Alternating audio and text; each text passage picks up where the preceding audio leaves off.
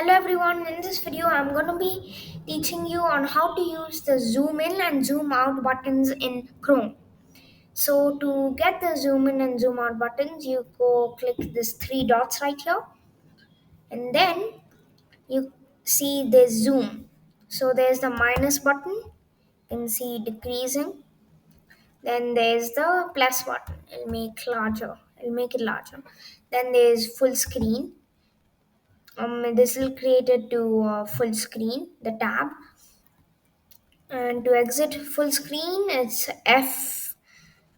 F11. And then the shortcut key to to unzooming is Control minus. Then the shortcut key to zooming is Control plus. So after you do it, you might get this button right here. So when here you can reset it right there. Then you can decrease and increase. And that's all about zooming and unzooming in Chrome. Bye bye.